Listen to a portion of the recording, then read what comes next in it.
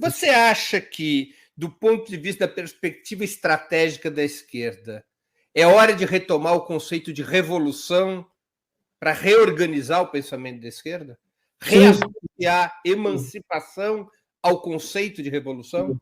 Sim, eu acho isso absolutamente indiscutível. Acho que é a única possibilidade efetiva que nós temos, né?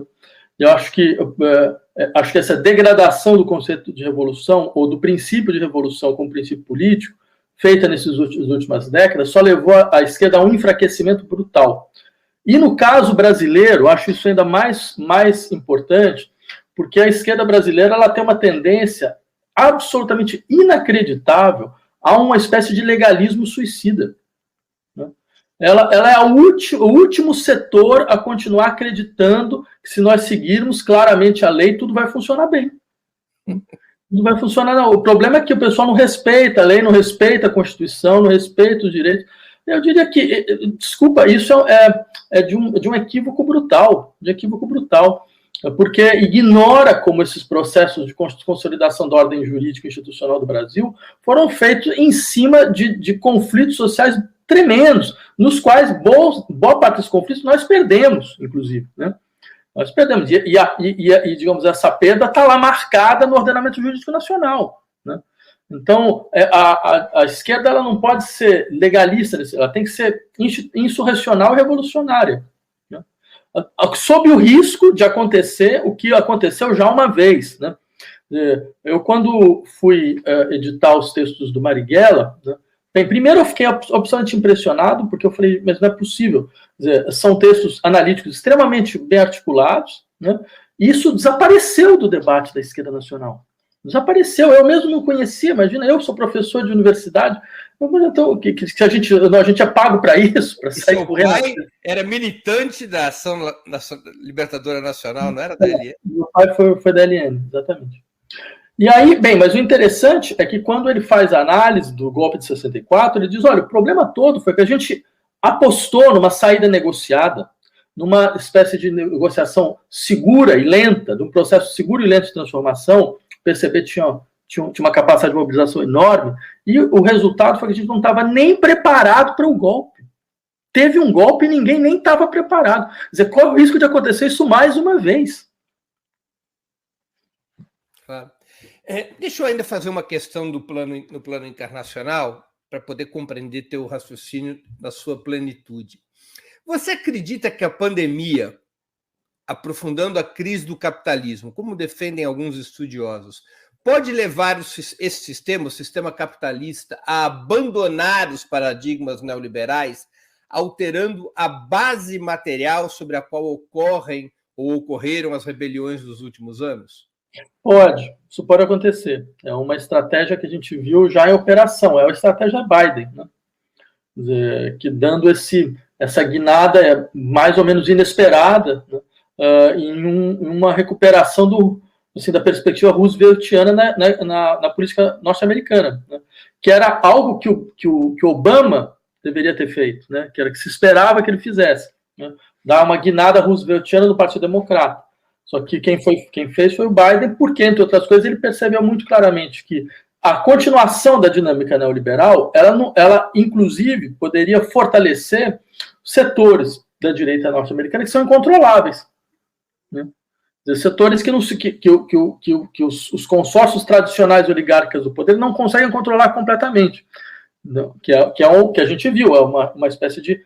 que é a marca do que é as dinâmicas do fascismo. São setores que entram em conflito com a direita oligárquica, né, que podem fazer negociações, mas não são os mesmos setores do comando, como a gente vê no Brasil.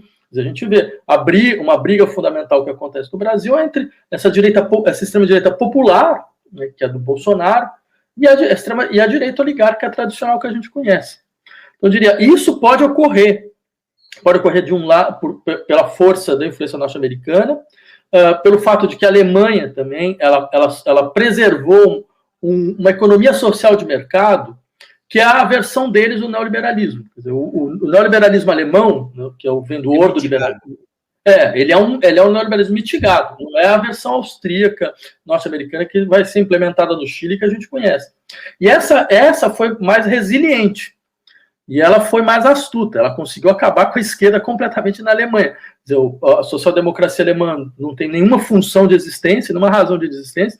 Eles conseguiram puxar os verdes para o campo liberal, que é uma coisa realmente de uma astúcia indescritível, né? Então, ela mostrou-se resiliente.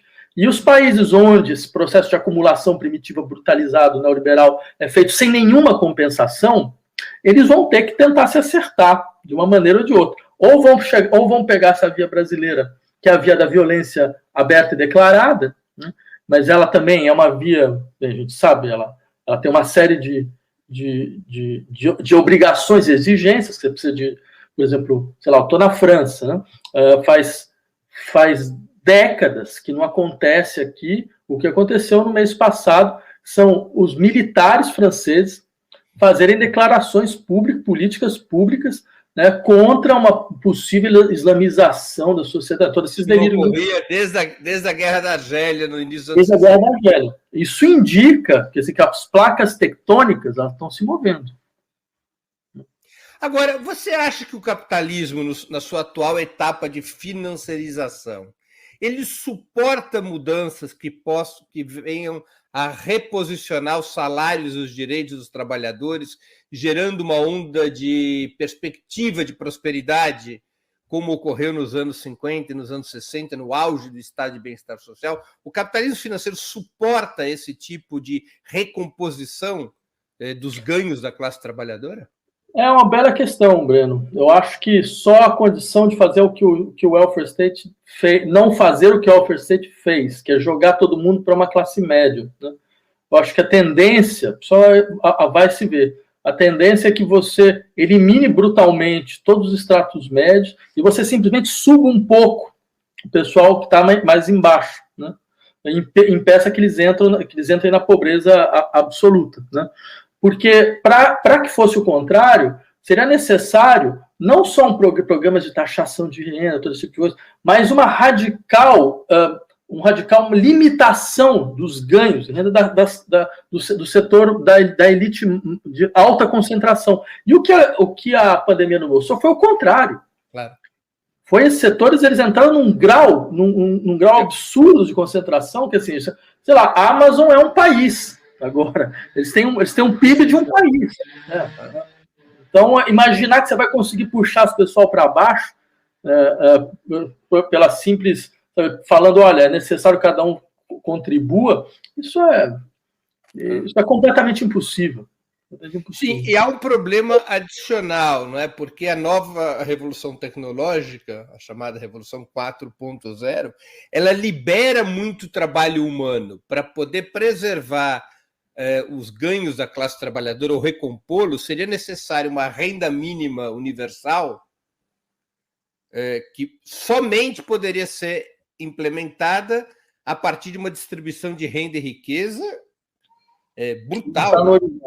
Que não está no horizonte, você tem toda a razão.